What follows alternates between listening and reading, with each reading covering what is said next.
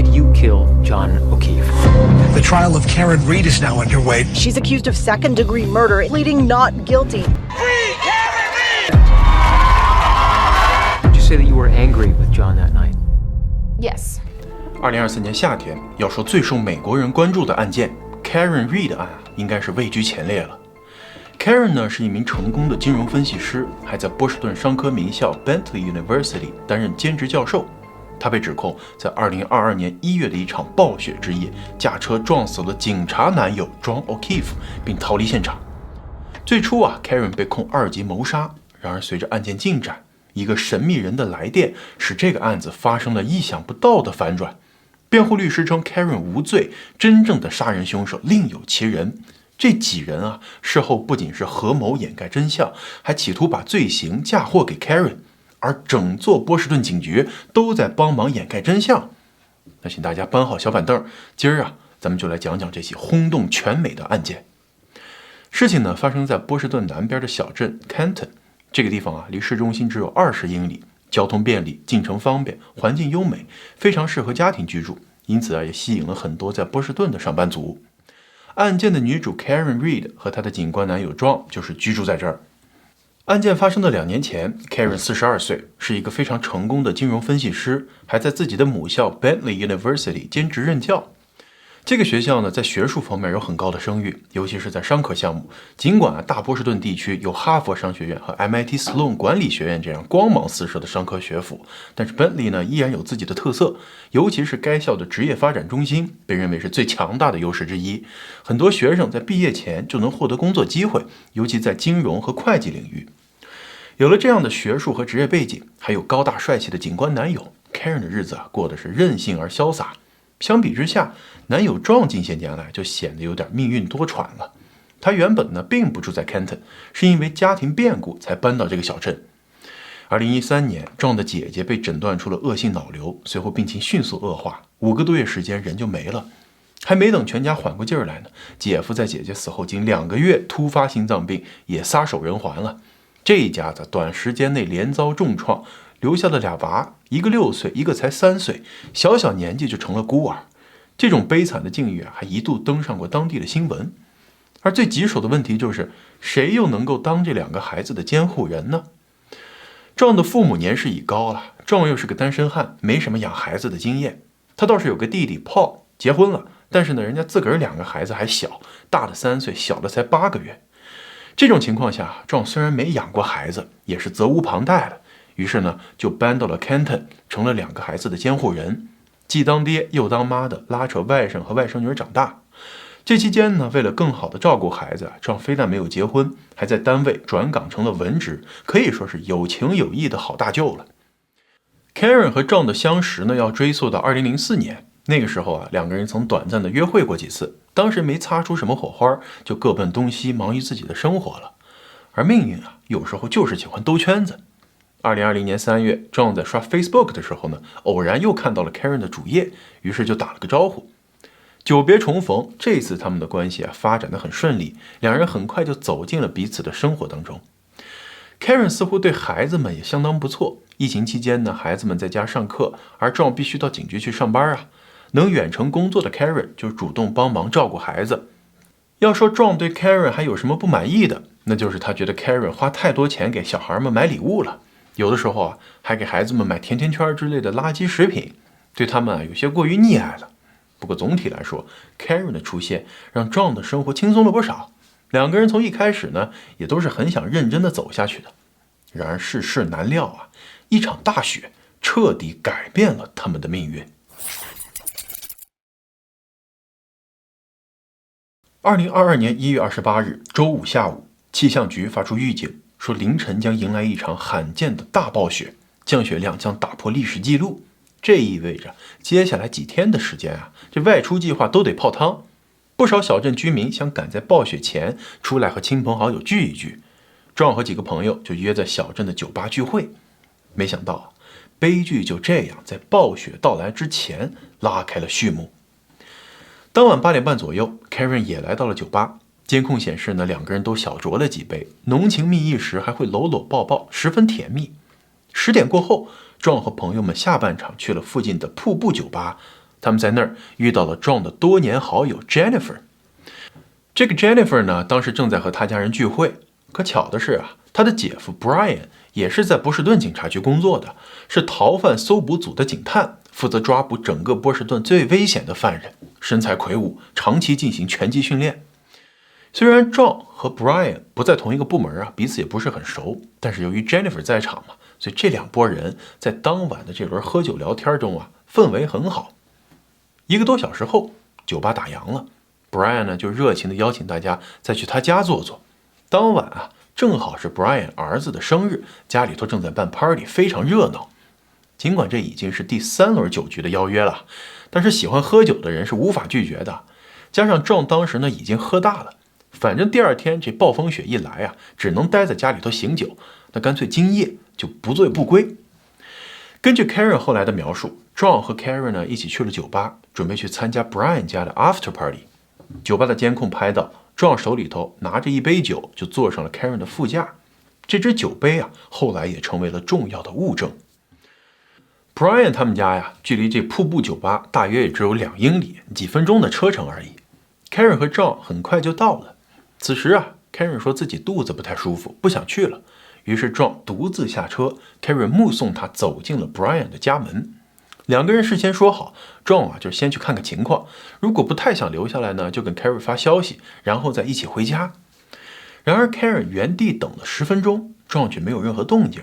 期间 Karen 给他发短信打电话，但是一条回复也没收到。他还以为 John 是跟人家聊嗨了，没顾得上看手机，便独自开车离开了。凌晨1点半左右， Karen 已经在沙发上昏昏沉沉的睡着了。等他醒来时呢，已经4点半了。 John 是一夜没回来啊，也没回任何消息。这下他感觉有点不对劲儿啊，赶紧打电话给 Jennifer 问问情况吧。结果 Jennifer 说她根本就没看到 John 来 Brian 家里头开 party 啊。听到这话呀， Karen 彻底慌了，她马上打给了 John 最好的朋友 Carrie。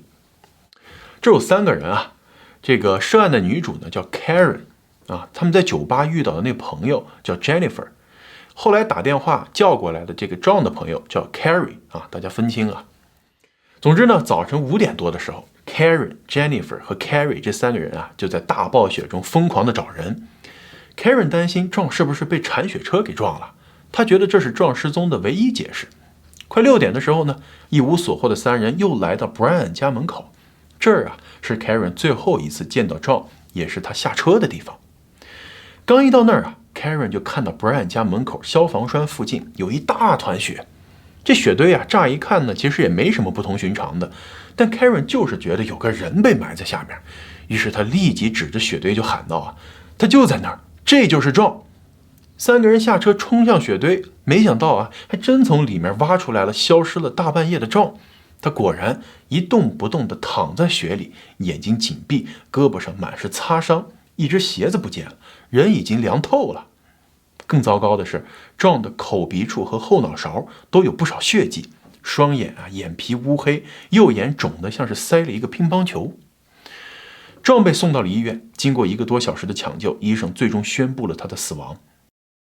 根据尸检报告，他右臂有几处严重的擦伤，右眉骨附近有一处开放性伤口，左鼻翼侧也有一处较小的伤口，但是致命伤来自头部，后脑有一条大约3厘米长的口子，颅骨多处骨折，这也是他双眼乌黑并且剧烈肿胀的原因。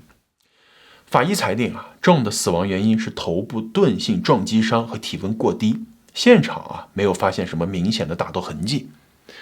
那么 Karen 为什么一看那一堆雪就知道是 John 呢？到底是谁在暴风雪夜杀了他呢？早上9点08 Karen 在医疗中心接受了血液酒精测试。法医推测啊，在凌晨12点45分左右，也就是 John 的死亡时间， Karen 血液中的酒精含量大约在 0.13% 到 0.29% 之间，而麻省的最佳标准是 0.08%。这意味着当晚他的血液酒精浓度是最佳标准的2到3倍那么多。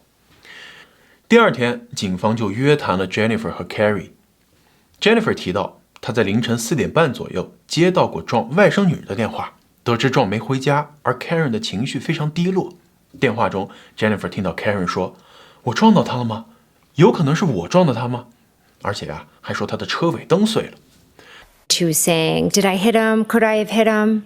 And then she proceeded to say that she had a cracked taillight. Carrie 这边呢也作证说 ，Karen 那天啊凌晨给他打电话的时候就魂不守舍地说，撞死了 Carrie， 我担心撞死了，他可能被铲雪车撞到了，所以整晚都没回家。一个赶到现场的急救人员告诉警方 ，Karen 在现场歇斯底里、悲痛欲绝，反复地喊着：“我撞了他，我撞了他。”警方在撞尸体旁边呢，发现了玻璃碎片，证实为他离开酒吧时带走的那酒杯。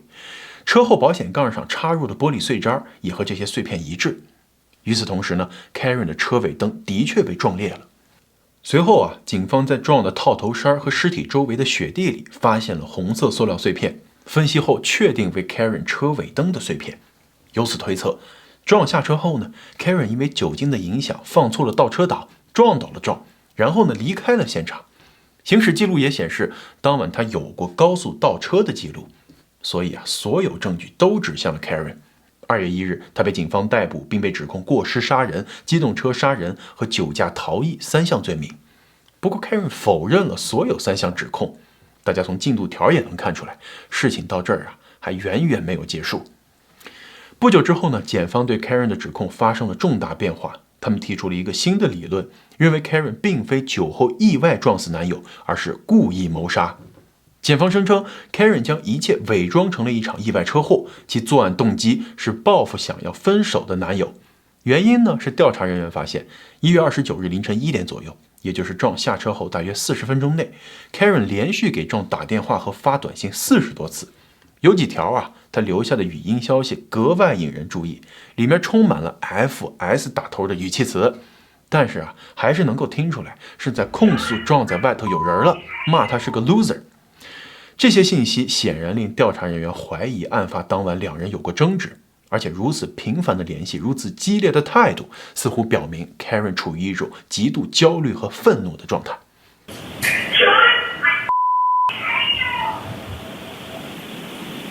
Yes, 1 in the morning, I'm with your niece and nephew. You pervert! You're pervert!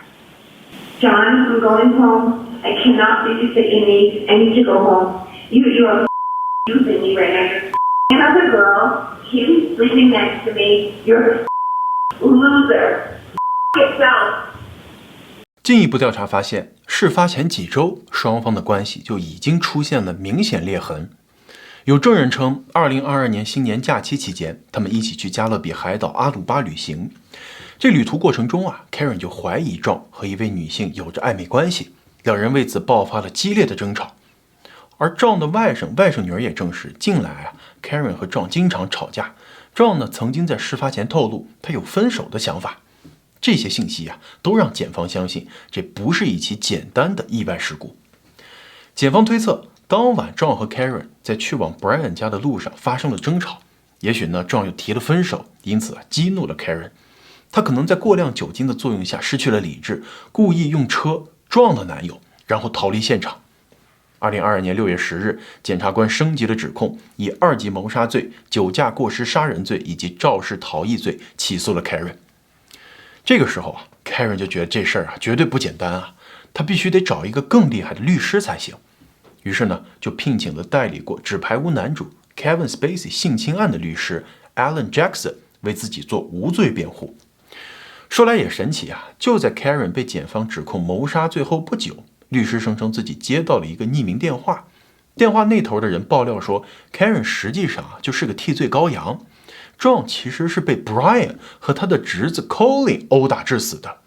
当天晚上 John 进屋后没多久，就和 Colin 等人发生了口角，他们只是想让John吃点苦头，却不料John很快就失去了反应，于是一不做二不休，干脆把John扔在了门口，制造出他从未进过屋的假象，以此掩盖真相。这个爆炸性的消息啊，让John的死因变得更加扑朔迷离，也彻底撕裂了整个 Canton 小镇。居民们纷纷站队，要么支持 Karen， 要么站在波士顿警方这一边。两方支持者是各执一词，针锋相对，谁也无法说服谁。Karen 的名字成了当地的敏感话题，因为一旦被提起啊，就可能引发一场激烈的争论。刚开始呢，这个案件的关注度还局限于小镇内部。然而，2023年4月，一个名叫 Turtle Boy 的 YouTuber 发了有关此案的爆料视频，标题非常引人注目。腐败的州警帮助波士顿警察掩盖杀害同僚的罪行，陷害无辜女友。由这个视频此案瞬间引发了全国关注，使得这个地方性的案件迅速成为全国性的热点话题。那么在强力的聚光灯下，案件的真相能够水落石出吗？辩方律师称 Colin 一家和 John 其实积怨已久。2017年 John 卖掉了姐姐姐夫的房子，搬到了新房，就和 Colin 一家成了邻居。2020年春天呢 John 和 Karen 在睡梦中被家里的防盗警报惊醒，结果冲下来一看竟然是熊孩子 Colin 带着一群醉醺醺的小年轻在他们前院的草坪上喝酒闹事儿呢。John 没好气的就骂走了 Colin， 而 Colin 则留下了一地垃圾扬长而去，这梁子就这么结下了。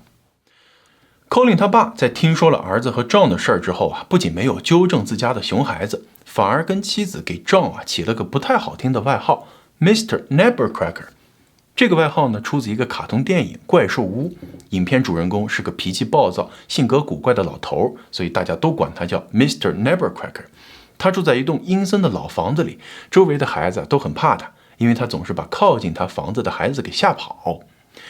电影中 Mr. Nevercracker 最终和孩子们和解了，而现实中两家的矛盾以 Colin 一家搬走暂时画上了句号。不过就在搬走前， Colin 他爸还带着老婆专门跨坐在 John 的围栏上拍照留念呢。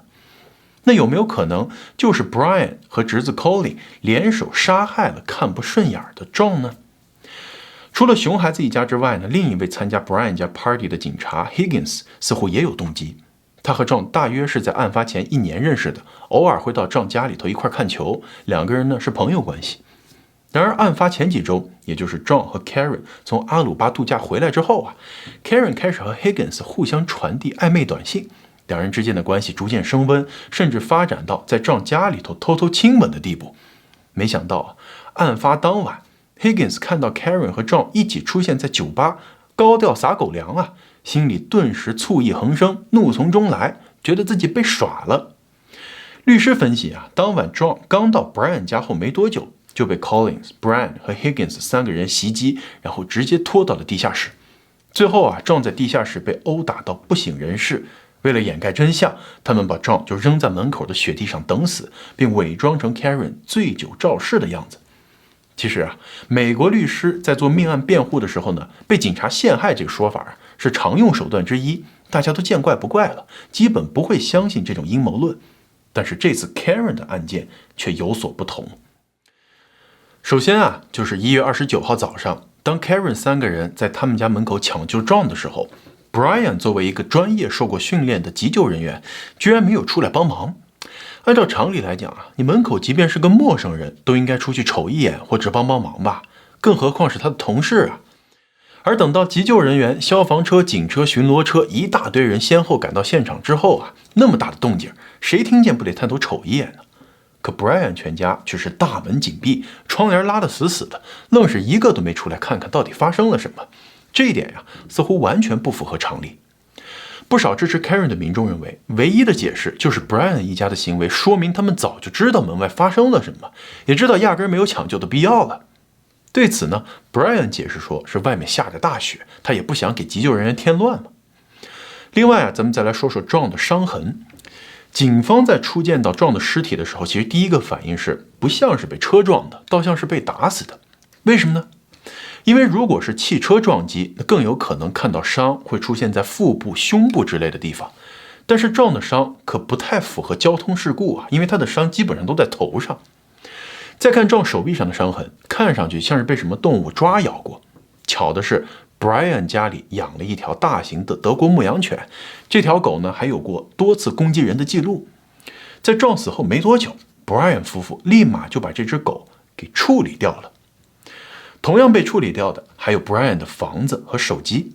2023年，美国的房市正处于卖方市场。当大多数买家要加价购房的时候， Brian 却以低于常规要价4万美金的价格把自家的祖宅卖了。卖之前呢，还不忘把地下室的地板全部翻新了一遍。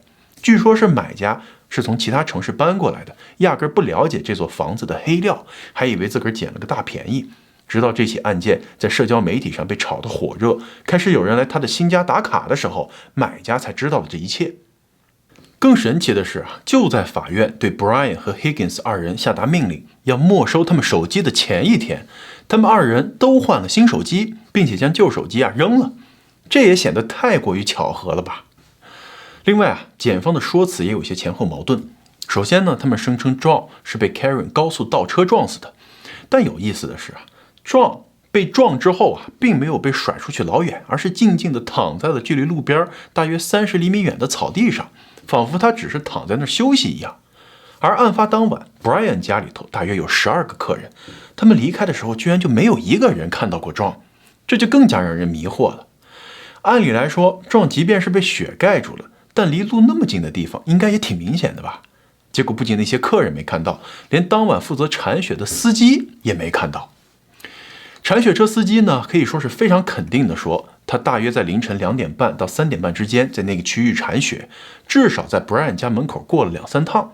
当时呢雪不大，视野很好。他说要是地上躺了个人，我肯定早就看见了。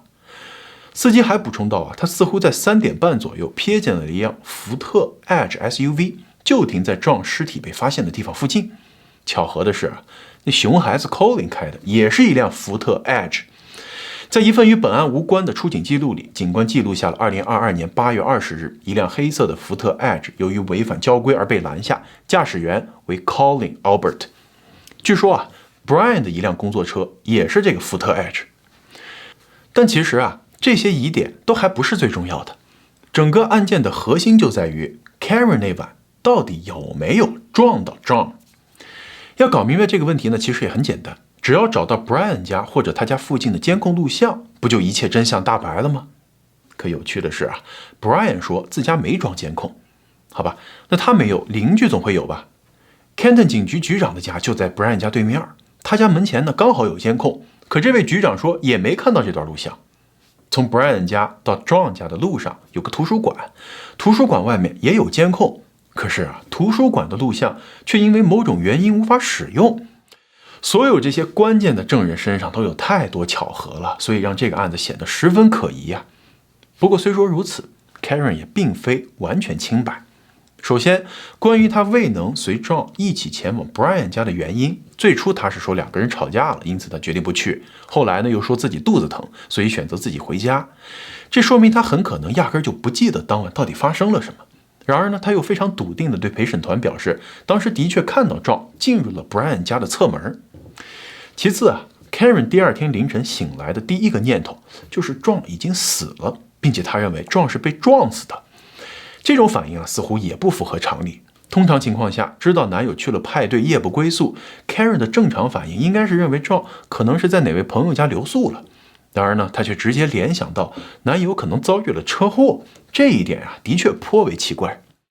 这样的直觉呢，也许是源自她醉酒后的模糊的记忆，可能她在当晚的某些记忆片段中隐约感知到了一些事情。或许正是这样的感知，导致她在寻找 John 的路上喃喃自语道 Could I have hit him? Did I hit him? 第三就是暴雪中3个人返回 Brian 家门前时， Carrie 和 Jennifer 都没有注意到那堆雪有什么异常，只有 Karen 看到那个地方就大喊，他就在那儿，那就是 John。 Carrie 呢，当时压根不相信他的话，直到3个人把 John 从雪堆中挖出。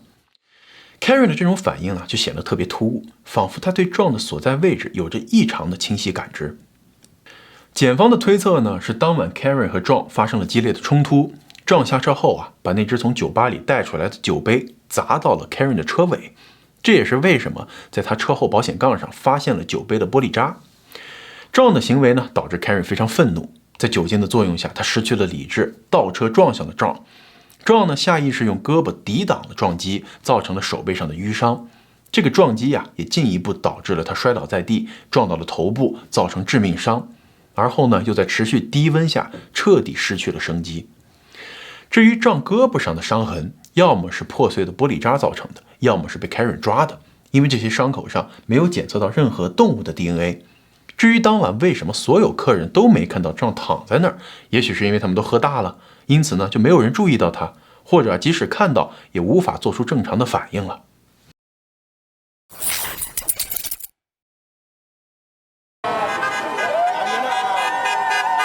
This pro-Karen Reed rally in Dedham was one of the largest, with dozens of demonstrators lining the street, waving signs, and proclaiming Reed's innocence. We still want to support her right through, you know, we're not going to stop, we're not going to quit. I took one look at the autopsy photos and knew it was not the truth that they were trying to sell us. 这个事儿啊，尽管检方的推测看起来是合情合理的，但是 Karen 呢仍然获得了大量的支持。主要就是因为波士顿警察机构啊长期以来的腐败，记者们呢曾经揭露过不少有关该机构中普遍存在的警官不当行为和互相打掩护的现象。再加上近年来呢，美国民众和警方之间的矛盾和不信任日益加重，在这种情况下，许多人选择相信 Karen 无罪，认为他很可能就是被警方和检方所陷害的。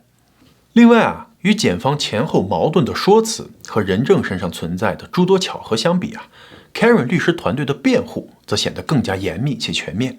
辩方可以说是从多个角度质疑了案件中的关键证据，并揭露了警方调查中的潜在腐败问题和利益冲突，这让 Karen 获得了大量民众的支持。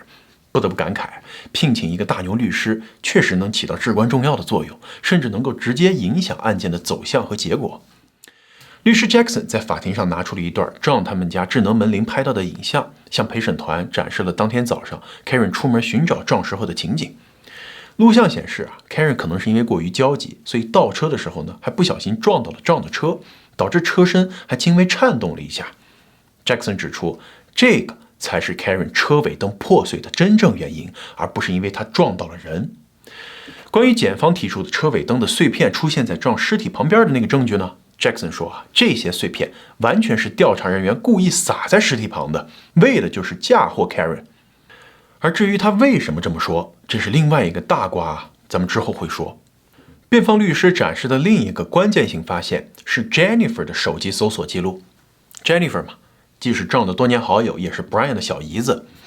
在案发当晚凌晨2点27分，他的浏览器搜索记录显示，他曾经搜了这么一句话：How long to die in the cold？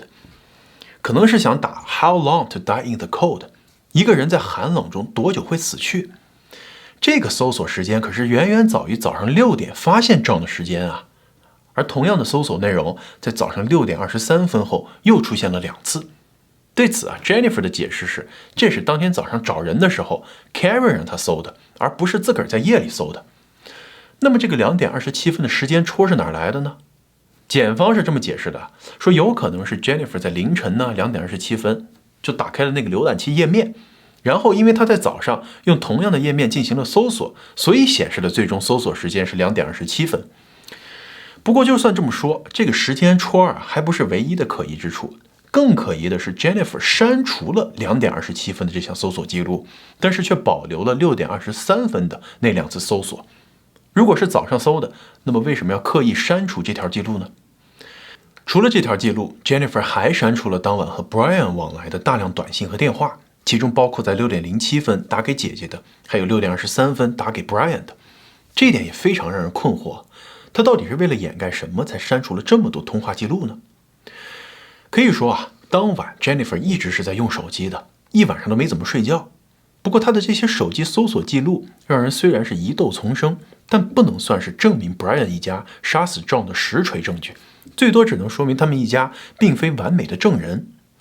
辩方需要拿出更加确凿的证据来证明 John 当晚的确进入了 Brian 家，这样才能自然而然地洗清 Karen 的嫌疑。然而啊，缺少监控录像让这个举证过程变得非常困难。不过，他们还是从 John 的苹果手表上发现了蛛丝马迹。Jackson 向陪审团展示了 John 的苹果手表里面的运动记录，说 John 在案发当晚凌晨12点20抵达了 Brian 家的住宅。接下来的12点21到12点24之间啊，这 Apple Health 健康应用记录显示他走了80步，大概相当于是60米的距离，而且呢还爬了相当于3层楼的高度。Jackson 进一步解释说 ，John 的 Apple Health 数据明确表示，他在 Brian 的住宅附近爬了3层楼，而唯一合理的解释就是他进入了 Brian 的住宅，因为他们家刚好是2层加上地下室，正好3层。不过啊，检方强调说，这苹果手表的健康数据可能并不准确，误差率高达33%。